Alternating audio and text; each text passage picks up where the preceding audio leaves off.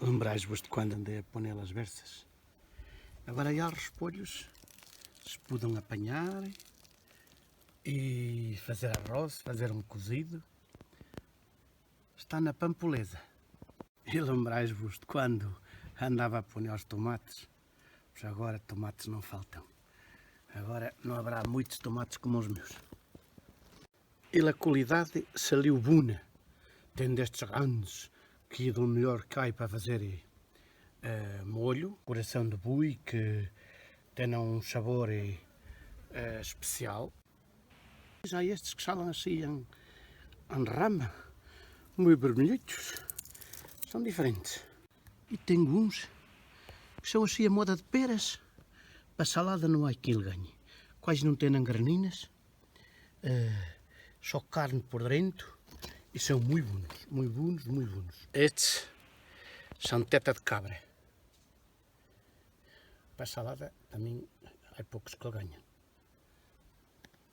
Agora há que fazer umas tomatadas valentes com azeite e cebola e guardá-los para o ano inteiro.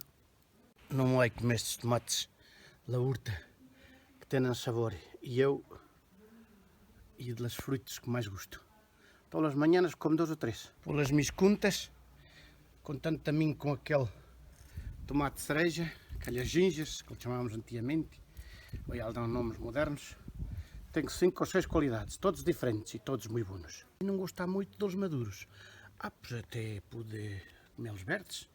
Estes verdes, há um doce que a meti faz, cheio de verdes, também são muito bons.